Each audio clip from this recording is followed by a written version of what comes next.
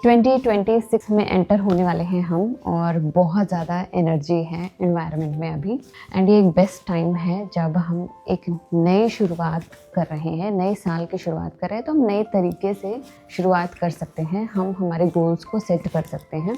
Problem ये आती है कि हम गोल तो सेट कर लेते हैं but we are not able to execute them और we are not able to reach them. ठीक है, तो आज उसी प्रॉब्लम को हम कैसे हैंडल करें। और मैं आपको ये क्यों बता रही हूँ, बिकॉज हर ईयर की स्टार्टिंग में मैं अपना एक विजन बोर्ड बनाती हूँ और मैक्सिमम टाइम्स मैं उनको कम्प्लीटली रीच कर लेती हूँ, जो भी मेरे गोल्स हैं।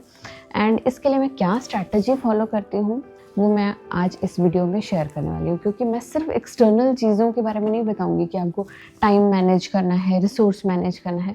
मैं आपको बताऊँगी डीप इनर वर्क, आपको अपनी साइकी के साथ कैसे कोलैबोरेट करना है, आपको अपने अंतर मन को कैसे समझाना है एंड तक कि आप उस गोल को रीच कर। ठीक है, क्योंकि इंसान की सबसे बड़ी जो लड़ाई होती है ना, वो खुद के साथ होती है कि एक्सटर्नल रिसोर्सेज तो उसे मिल जाते हैं बट अगर वो अंदर ही अपने साथ लड़ रहा है ना, तो उस आइडिया को एग्जीक्यूट नहीं कर पाता है, क्योंकि सबसे पहली जो शुरुआत होती है ना हमारे अंदर से होती है।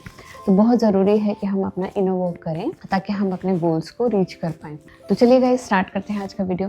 हाय guys, thank you for stopping by, thank you for stepping into your own healing process, because we human being we co-create, we cooperate, we co-regulate with each other. हमारी हीलिंग का ह्यूमैनिटी पर इफेक्ट पड़ता है because we all are energetically interconnected with each other. एक जने की भी healing ना इस ह्यूमैनिटी में एक रिपल इफेक्ट क्रिएट करती है, क्योंकि हम सभी एनर्जीज हैं और एनर्जीज को इन्फ्लुएंस करती हैं। तो चलिए स्टार्ट करते हैं आज का वीडियो।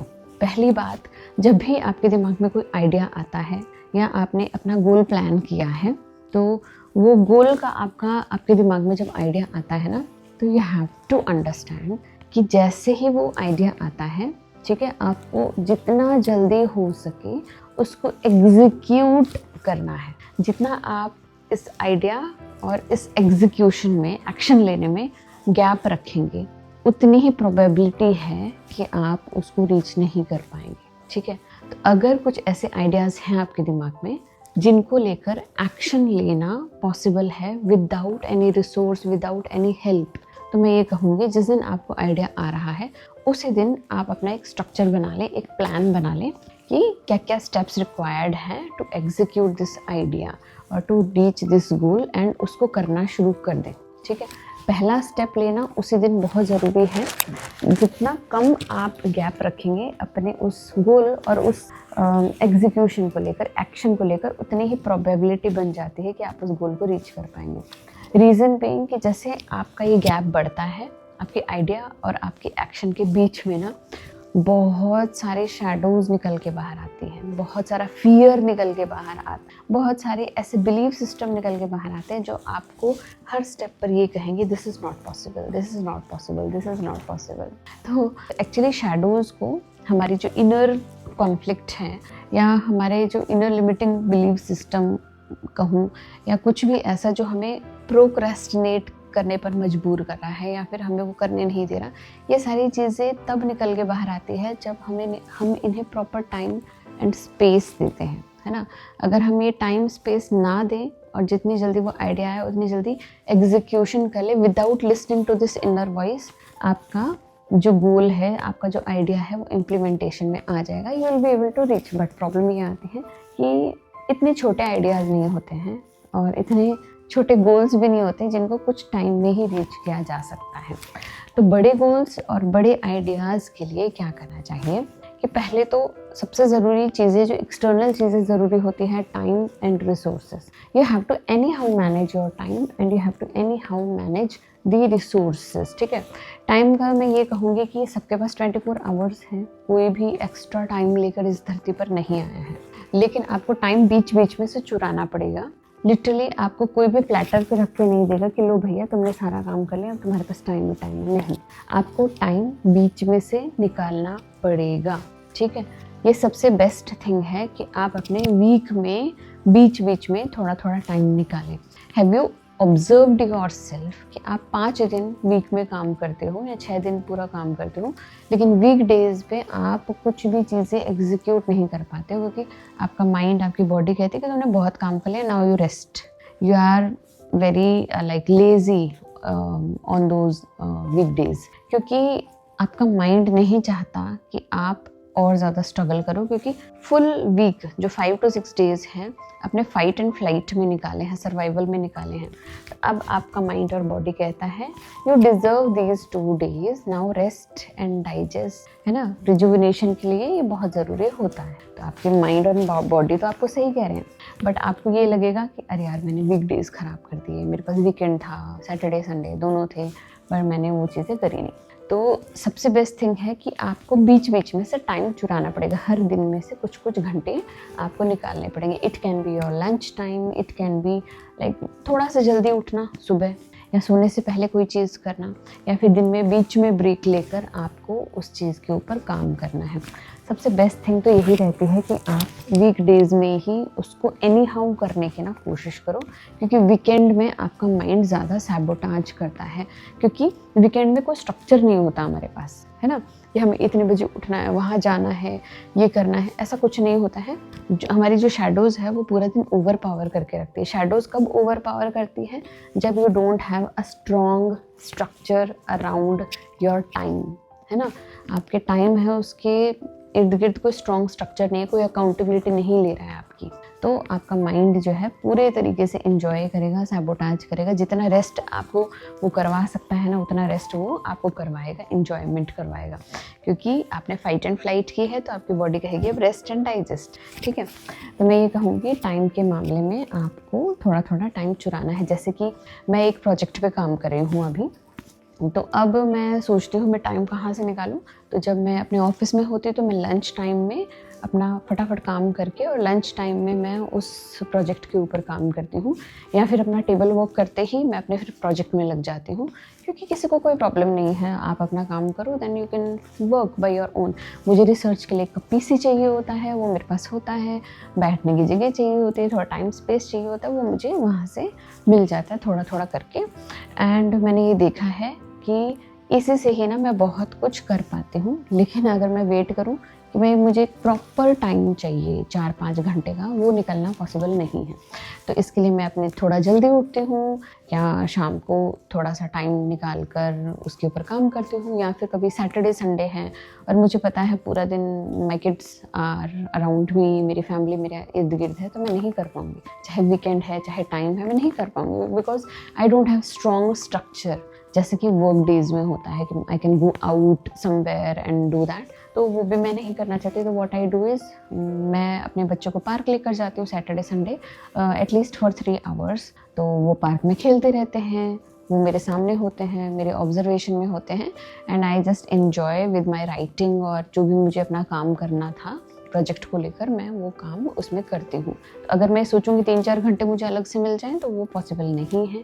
3-4 घंटे आपको सुबह मिलना भी पॉसिबल नहीं होता, रात को भी मिलना पॉसिबल नहीं होता। रात को you are very tired, exhausted, तो आपका माइंड वैसे नहीं चलता है, वो फ्लो नहीं आता क्रिएटिविटी का। और मॉर्निंग में भी आपको थोड़ा टाइम लगता है एकदम से अनकॉन्शियस कॉन्शियस स्टेट में आने में, और थोड़ा सा रिफ़्रेश होने में आपको थोड़ा प्रॉपर टाइम चाहिए होता है उसके लिए। तो मेरे लिए अभी फिजिबल नहीं है, तो व्हाट आई डू इज़ मैं बीच बीच में से tits and bits here and there मैं थोड़ा सा टाइम निकालने की कोशिश करती हूँ, and I just put all those जो टाइम फ्रेम्स टुगेदर, एंड उससे मुझे कुछ ना कुछ ज़रूर एग्जीक्यूशन के लिए मिल जाता है। एंड लिटरली मैंने पूरे साल यही किया है, एंड मैं इसी तरीके से ही अपने काम को, अपने प्रोजेक्ट्स को पूरा कर पाती हूँ, क्योंकि मैं एक पर्टिकुलर टाइम का वेट नहीं कर रही होती। जो मुझे मिलता है उसमें से ही मैं कुछ कुछ निकाल लेती हूँ, है ना। कहा जाता है bloom where you are planted. जहाँ पर भी, जिस सिचुएशन में भी आप हो, उस समय खुद से पूछें कि आज इस स्टेट में, जो भी मेरी स्टेट है, करंट स्टेट, इसमें मैं अपने उस आइडिया को लेकर, उस गोल को लेकर क्या कर सकती हूँ। अगर आप फिजिकली कुछ एग्जीक्यूट नहीं कर सकते हो तो मेंटली स्टार्ट एग्जीक्यूटिंग थिंग्स, है ना। मेंटली चीज़ें प्लान कर सकते हो। Nobody can like restrict your mind. कोई भी आपके दिमाग को रिस्ट्रिक्ट नहीं कर सकता है। आपकी बॉडी को किया जा सकता है लेकिन आपके माइंड को नहीं। लेकिन जितना आप अपने माइंड में क्लैरिटी लाएंगे, आप अपने गोल्स के प्रति, अपने जो भी आप एग्जीक्यूशन करना चाहते हैं प्रोजेक्ट के प्रति या फिर आइडिया के प्रति, जितनी दिमाग में क्लैरिटी होगी उतना सैबोटाज आपका कम होगा, उतना ही रेजिस्टेंस जो है आपके अंदर कम होगा। तो ये हुआ एक कहूँ तो एक मैस्कुलाइन एक्सटर्नल वर्क जो आपको करना है कि आपको टाइम निकालना है। दूसरी मैस्कुलाइन चीज़ जो हमें करनी है दैट इज़ रिसोर्सेज। जो भी रिसोर्सेज आपको उस आइडिया के एग्जीक्यूशन के लिए चाहिए उसको आपको जुगाड़ना है, बट टुकड़ों में, है ना, छोटे छोटे बिट्स एंड पीसेस में। अगर वो प्रोजेक्ट बड़ा है, गोल बड़ा है, उसके लिए आपको रिसोर्सेज चाहिए तो आप bits and bits here and there, जैसे आपने टाइम चुराया है वैसे आपको रिसोर्सेज इधर उधर से चुराने हैं। फॉर एग्जांपल आप वीडियो बनाना चाहते हैं तो आप एक बार माइक लेकर आइए, एक बार आप थोड़ा सा एडिटिंग सीखिए, एक बार आप ट्राइपॉड लेकर आइए, है ना। रिसोर्सेज का आपको जुगाड़ करना है और एकदम से एक बड़ा खर्चा नहीं करना है, एकदम से बड़ा कुछ नहीं करना है। इसका भी रीज़न मैं आपको बताऊंगी at the end of the video, क्यों हमें अचानक कुछ बड़ा नहीं करना है जो कि हमारे माइंड में नोटिस हो जाए, क्योंकि उससे बहुत चांसेस है कि हम हमारे गोल को, आइडियाज़ को रीच नहीं कर पाएंगे, एग्जीक्यूट नहीं कर पाएंगे। ठीक है, अब आते हैं एक्सटर्नल चीज़ों से इंटरनल चीज़ों में, हमारा इनर वर्क। ठीक है, पहली चीज़ है आपको वो गोल और आपको वो आइडिया क्यों रीच करना है, आप क्यों चाहते हो वो आइडिया पूरा हो, वो गोल पूरा हो। There should be a strong why beneath that idea. जितना आप अपने आप को वाई दे पाओगे कि क्यों करना है, इसके पीछे रीज़न क्या है ना, डीप डाउन रीज़न क्या है, आपको खुद के अंदर से खंगालना है कि क्यों आपको वो चीज़ करनी है। फॉर एग्जांपल लेट्स सपोज आपका गोल है कोच बनना है, तो आप खुद से पूछें कि मुझे क्यों कोच बनना है, क्या मिलेगा मुझे। जितना स्ट्रॉन्गर और इमोशनल आपका वाई होगा, जितना आपसे कनेक्टेड वो वाई होगा, उतना ज़्यादा चांसेस हैं कि आप उस गोल को लेकर, उस आइडिया को लेकर लंबे समय तक स्टिक कर पाओगे। नहीं तो आपका मन बीच में ही उचट जाएगा और आप उस गोल को, उस आइडिया को वहीं पर ही ड्रॉप कर दोगे। बहुत ज़रूरी है गोल एंड आइडियाज़ से पहले ये जानना कि आपको वो चीज़ क्यों करनी है। ये डीप डाउन, ये जो वाई की क्लैरिटी आप जितना ले सकते हो, जितना समय इस वाई को दे सकते हो ना, उतना समय आपको देना है। क्योंकि जितना आप इस वाई को खंगालोगे और जितना समय आप इसमें लगाओगे, वो आपके लिए एक स्ट्रॉन्गर ग्राउंड तैयार करेगा, बेस तैयार करेगा, नींव तैयार करेगा, है ना। आप एक मकान बनाना चाहते हो, उसकी अगर नींव स्ट्रॉन्ग नहीं है ना, वो टूट जाएगा, बिखर जाएगा छोटे छोटे झटकों से, छोटी छोटी आपदाओं से, डिजास्टर से। ठीक है, तो ये वाई आपको जानना ज़रूरी है। फॉर एग्जांपल आपको कोच बनना है तो आप खुद से पूछो मुझे क्यों कोच बनना है, क्या रीज़न है मुझे कोच बनना है। क्या इसलिए कोच बनना है क्योंकि लोग बने हुए हैं, क्या इसलिए कोच बनना है क्योंकि मैंने किताबें पढ़ी हुई है, क्या इसलिए कोच बनना है क्योंकि मुझे कुछ आता है और मुझे शेयर करना है। आपको एक डीप कोर वाई ढूंढना पड़ेगा कि मुझे कोच इसलिए बनना है because I have gone through few things in my life जो कि बहुत ही ज़्यादा ख़राब थी। वहाँ पर कोई नहीं था मेरी हेल्प करने वाला, मुझे समझने वाला। तो now I want to be that help for others. ठीक है, फॉर एग्जाम्पल आप बुक लिखना चाहते हो तो you have to ask yourself आपको क्यों किताब लिखनी है। जितना डीपर उसके अंदर इमोशन जुड़ा होगा ना, उतना आपके लिए उस गोल को एग्जीक्यूट करना आसान होगा। आप खुद को बताइए क्यों लिखनी है आपको बुक, क्या मिलेगा आपको। सिर्फ एक्सटर्नल चीज़ों की वजह से, पैसों की वजह से, रिकॉग्निशन की वजह से, या फिर there is something deeper behind writing that book. क्या आप चाहते हो आपकी स्टोरी से कुछ लोग इंस्पायर हो, और जिस तरीके से आपने अपनी चीज़ों को ओवरकम किया, डिफ़िकल्टीज़ को ओवरकम किया, क्या लोग वैसे ही उन चीज़ों को ओवरकम कर लें। मतलब आपका डीप डिज़ायर क्या है उस बुक के सक्सेस होने को लेकर। तो इस तरीके से ना आपको अपना एक स्ट्रॉन्गर वाई ढूंढना है उस आइडिया के पीछे, उस गोल के पीछे। अगर आपके पास स्ट्रॉन्गर वाई नहीं है तो मैं ये कहूँगी आपको परेशान ना हो, क्योंकि ये चीज़ आप एग्जीक्यूट नहीं कर पाओगे। क्योंकि वाई एक इमोशन है जो आपको उस समय भी उस गोल से बांधे रखेगा जब आपके पास कुछ भी नहीं होगा। कभी टाइम नहीं होगा, कभी रिसोर्सेज नहीं होगा, कभी लोग आपको क्रिटिसाइज करेंगे, कभी आपको लॉस हो रहा होगा उस पर्टिकुलर आइडिया और गोल में। तो जब आप लॉस में भी होंगे ना, तब भी आपका अगर वाई स्ट्रॉन्ग है तो आपको उस लॉस में भी उस आइडिया के साथ बनाए रखेगा। जब आपको उससे कोई पैसे नहीं मिल रहे होंगे ना, तब भी आपका वाई आपको स्टिक रखेगा कि आपको क्यों वो चीज़ करनी है ना। जब आपका वाई स्ट्रॉन्गर होता है ना, सुपरफिशियल चीज़ें, पैसा, रिकॉग्निशन, रिसोर्सेज, ये मैटर नहीं करते हैं, क्योंकि आपका वाई कोई मटेरियलिस्टिक चीज़ नहीं है, कोई माइंड रिलेटेड चीज़ नहीं है जो आज यहाँ है तो आज वहाँ है ना। ये आपका डीपर इमोशन है, कोर इमोशन है, जो आपके खुद के वुंड से भी जुड़ा हुआ है, जो आपके कहूँ तो सोल से जुड़ा हुआ है। इसलिए बहुत ज़रूरी है कि सबसे पहले जो आपको करना है, अपना वाई पहचानना है। अगर एक स्ट्रॉन्गर वाई नहीं है जिसमें आपका तन बदन पूरा कहूँ तो रोम रोम जो खड़ा हो जाए, इस तरीके का अगर आपके अंदर एक वाई नहीं है, प्लीज़ उस आइडिया के पीछे ज़्यादा समय, टाइम, रिसोर्स ना दें, क्योंकि वो चीज़ आप लॉन्गर टाइम तक नहीं कर पाओगे। फॉर एग्जांपल, जब मैंने यूट्यूब स्टार्ट किया था 4 साल पहले, तो I had this thing in my mind कि मैंने बहुत सारी चीज़ें अपने लाइफ में, ऐसे बहुत सारे एक्सपीरियंस देखे हैं जो बहुत डिफ़िकल्ट थे। एंड सबसे मुश्किल यही थी कि मैं खुद को ही नहीं पहचानती थी। और आज भी मैं अपनी सोसाइटी में देख रही हूँ कि लोग खुद को ही नहीं पहचानते हैं, and then they are confused. उनके अंदर खुद के अंदर कॉन्फ्लिक्ट है, ट्रिगर है, and they are just blaming, shaming. तो मैंने डिसाइड किया था कि जिन चीज़ों ने मुझे हेल्प की, मैं उन ही चीज़ों से ना लोगों की हेल्प करना चाहती हूँ, क्योंकि मेरे पास उस समय कोई नहीं था।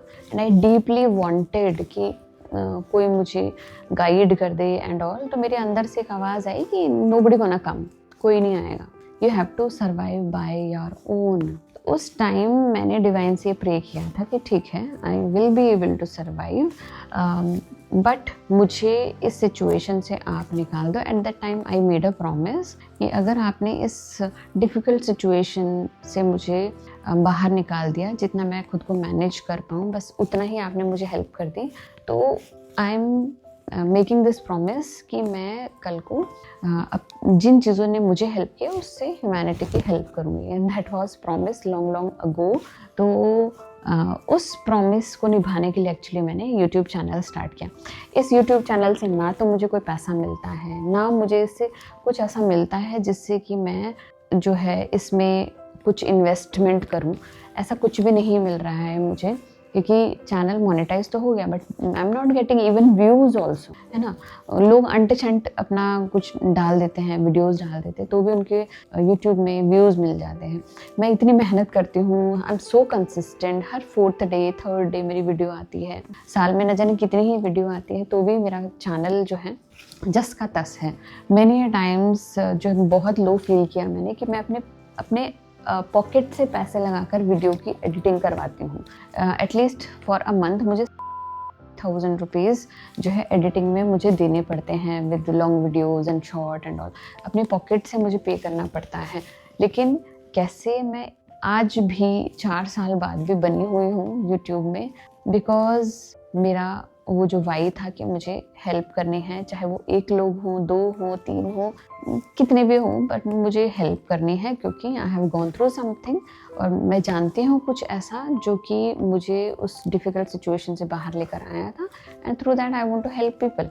तो जब भी मैंने लो फील किया कि यार मेरे चैनल पे कोई व्यूज़ नहीं है, कोई वीडियो नहीं दिखता है, या I don't know what is the problem and all, तो भी मैंने हार नहीं मानी, क्योंकि वो एक वाई था ना कि मुझे करना क्यों है। I am not doing just for the sake of views, I am not doing for the sake of subscriber, I am not doing sake of anything else than helping someone. और अगर कुछ लोग भी इस वीडियो को देख लेते हैं और उससे उनको हेल्प होती है, तो मेरा वाई जो है मेंटेन्ड है ना।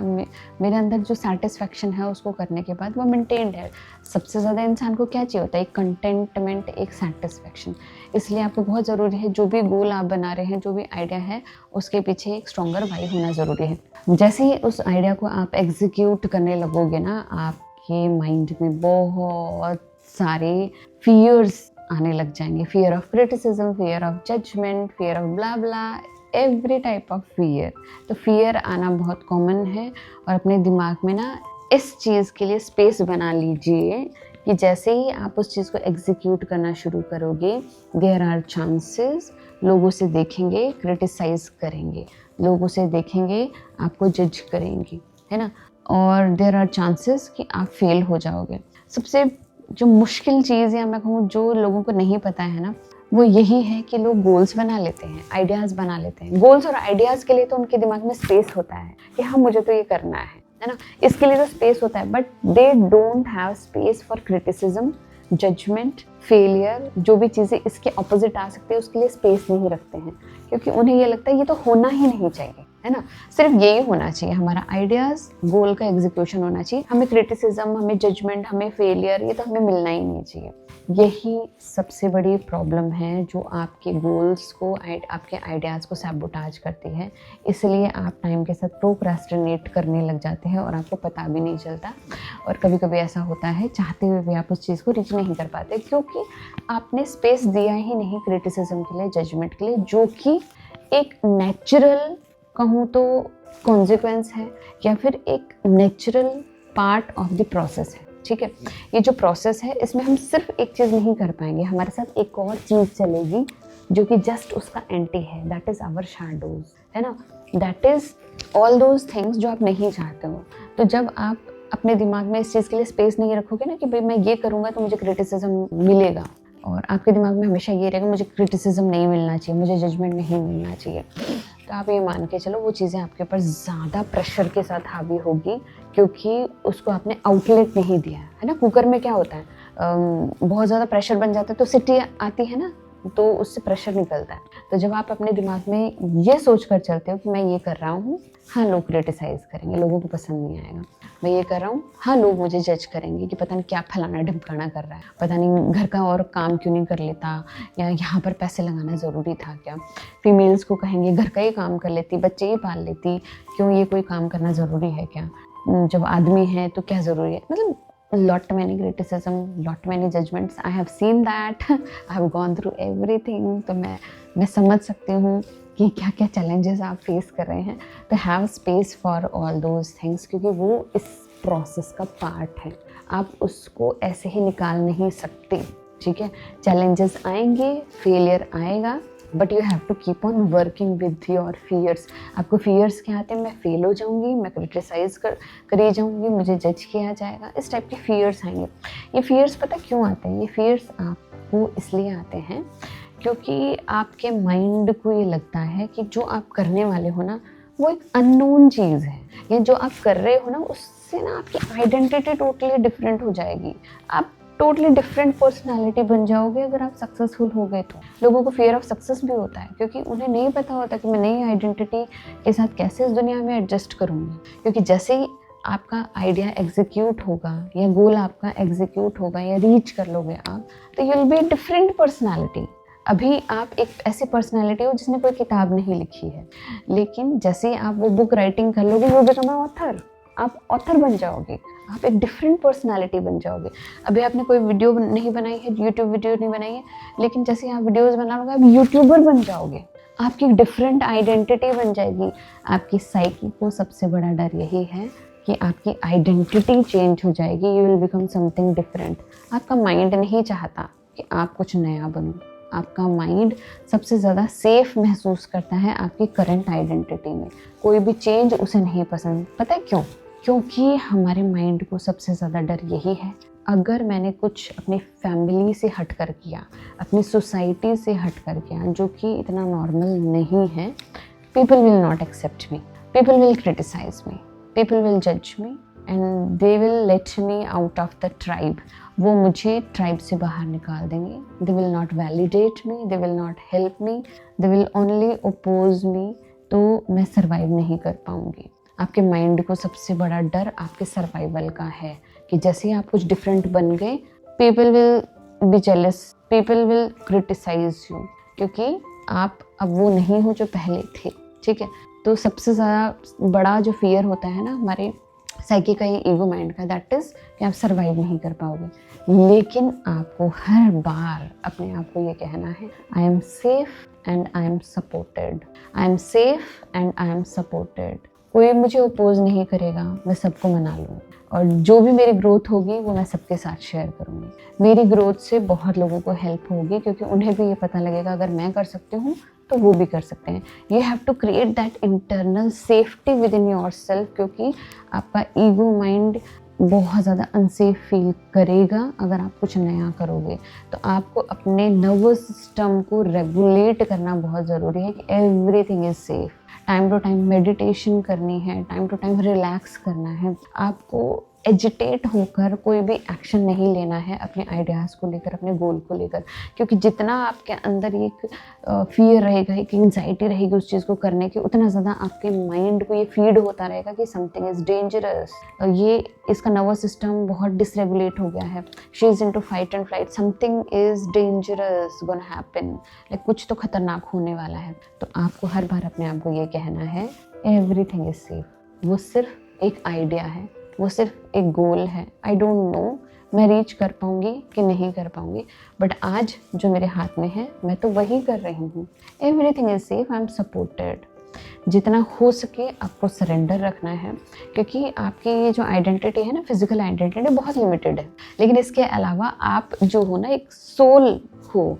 ये जो सोल हो, ये जो एनर्जी हो ना, इसके पास ना अनलिमिटेड हेल्प है, अनलिमिटेड रिसोर्सेज है, डिवाइन पावर की जो ब्लेसिंग है। ठीक है, आपको ये नहीं भूलना है कि मैं सिर्फ एक फिजिकल बीइंग हूँ। आपको ये भी समझना है कि I am something beyond this physical identity. ये जो मेरे अंदर डिज़ायर पुट की गई है, ये जो मेरे अंदर आइडिया पुट किया गया है, ये जो गोल पुट किया गया है ना, ये डिवाइनली अलाइंड है।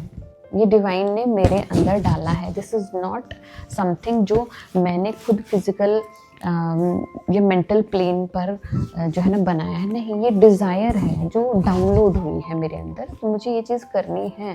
तो आपको अपनी फिजिकल आइडेंटिटी को छोटा करना है, आपको अपनी स्पिरिचुअल आइडेंटिटी को, अपनी सोल आइडेंटिटी को बड़ा करना है कि आई हैव डिवाइन हेल्प। मैंने सरेंडर कर रखा है क्योंकि देयर इज़ समवन जो कि मुझे सपोर्ट करेगा। ये जो इंटरनल सेफ्टी है ना, ये आपको सरेंडर करने से आएगी। ये आपको डिवाइन पर ट्रस्ट करने से आएगी। जब वहाँ आप ट्रस्ट करते हो, आप 5D वर्ल्ड में एंटर करते हो, तब आपको ये जो फियर्स हैं, जो आपको फियर ऑफ फेलियर आ रहा है, क्रिटिसिज्म आ रहा है, ये कम बॉदर करते हैं। हाँ, बॉदर करेंगे क्योंकि आप फिजिकल बीइंग हो, लेकिन अगर आप सरेंडर करोगे तो आपको डिवाइन हेल्प मिलेगी। आप ये जो छोटे मोटे बिलीव सिस्टम, छोटे मोटे चीज़ें हैं जो आपको रोक रही है बीच में, वो नहीं रोक पाएगी, या फिर कम रोकेगी आप, और उसके ऊपर इनोवोक कर लोगे और वो चली जाएगी। ठीक है, अब सबसे बड़ी बात आती है कि जितना आप उस आइडिया और गोल को लेकर लोगों से बात करोगे ना, देयर विल बी चांसेस कि आप उन लोगों के बिलीव सिस्टम अपने अंदर इंटरनलाइज कर लो। ठीक है, क्योंकि जितना हम लोगों से राय मशवरा करते हैं चीज़ों को लेकर, उतना ज़्यादा हमें लिमिटिंग बिलीफ सिस्टम भी मिल जाते हैं। अननोइंगली हम उनको इंटरनलाइज कर लेते हैं। तो मैं आपको कहूँगी सिर्फ प्रोफेशनल्स की हेल्प लें, सिर्फ प्रोफेशनल्स की हेल्प लें, कोचेज़ की हेल्प लें, उन लोगों की हेल्प लें जिन्होंने उस चीज़ को अपनी लाइफ में इम्प्लीमेंट करके उसका एग्जीक्यूशन कर लिया, उस चीज़ को रीच कर लिया है। जनरल लोगों से बात ना करें, बिकॉज उनके अंदर के फियर्स आप अननोइंगली, अनकॉन्शियसली अपने अंदर ले लोगे, जो कि आपके लिए बिल्कुल ठीक नहीं है उस गोल को रीच करने के लिए। इसलिए जितना कम हो सके लोगों में, जनरल लोगों में अपने आइडियाज़ को कम शेयर करें, है ना। लोगों को ना बताएं कि आप किस प्लान के ऊपर काम कर रहे हो, किस चीज़ के ऊपर काम कर रहे हो, because there are high chances कि लोग आपके सक्सेस को लेकर खुश कम होंगे। देयर आर हाई चांसेस कि people will be jealous of you, क्योंकि वो आपके कहूँ तो आपके ट्राइब मेंबर हैं। वो आपको अलग होता हुआ, कुछ अलग करता हुआ नहीं देख सकते, बिकॉज उनका माइंड आप ये कहेगा कि she is doing something different, तो ये हमारी ट्राइब पर खतरा हो सकता है, क्योंकि ये ट्राइब से बाहर जा रही है, कोई जानवर इसको खा जाएगा, या फिर ये किसी एक अननोन खतरे को बुला कर ले आएगी। तो वो नहीं चाहते कि हम उस दायरे से बाहर निकलें, तो they will not favor us. There are high chances and you have to understand this also कि वो अपनी सेफ्टी के लिए ऐसा करें। हर किसी इंसान का एक प्रोटेक्टिव मैकेनिज्म होता है, वो खुद को प्रोटेक्ट करने के लिए आपको क्रिटिसाइज, जज कर रहे हैं, बिकॉज वो नहीं चाहते कि आप कुछ ऐसा करो, क्योंकि उन्हें ऐसा लगता है कि उनके ऊपर खतरा आ सकता है। वो उनकी इनसिक्योरिटी है, बट जब तक वो इनोवोक नहीं करेंगे, वो अपनी इनसिक्योरिटी को नहीं समझ पाएंगे। They will keep on projecting on you. तो यू हैव टू अंडरस्टैंड कि अगर आपको कुछ ऐसा करना है जो कि नॉर्मल नहीं है आपके फैमिली में, आपके सोसाइटी में, तो देयर आर चांसेस कि पीपल विल अपोज यू। तो आपको उन्हीं लोगों में अपनी बातों को शेयर करना है जो उस आइडिया को, उस गोल को समझ सकते हैं और आपको कोई राय मशवरा अच्छा दे सकते हैं, चाहे आपको इसके लिए पे क्यों ना करना पड़ेगा। बट मैं आपको यही कहूँगी, भले ही पे करो, बट वो जो राय होगी, जो भी वो बताएंगे आपको, जो भी प्लान बताएंगे, वो आपको हेल्प करेगा आपके गोल्स को रीच करने में। तो गाइज़ बहुत बड़ा वीडियो मैंने बना दिया, but still few points are pending. देखते हैं नेक्स्ट वीडियो में कभी बनाएंगे। आई होप आज का आपको वीडियो पसंद आया, कैसे आपको अपने गोल्स को, अपने आइडियाज़ को एग्जीक्यूट करना है इन 2026। एंड लेट्स सी हम कितना मैनिफेस्ट कर पाते। Keep on manifesting, keep on doing your inner work and shadow work. इसी से ही हम अपने गोल्स को रीच कर पाते हैं कम्प्लीटली। एंड गोल्स को रीच करने के बाद भी एक इंटरनल जो होता है ना, एक सेटिस्फेक्शन है ना, एक contentment, that is more important than reaching that goal. कभी कभी हम गोल को रीच कर लेते हैं बट हमारे अंदर एक वॉइड रहता है, we are not happy from inside. तो इनर वर्क हमें इसलिए करना है क्योंकि हमें अंदर से कंटेंट भी रहना है, हैप्पी भी रहना है, एंड हमें वो गोल भी चाहिए। गाइस मिलते हैं ऐसे इंटरेस्टिंग वीडियो में, तब तक के लिए बाय।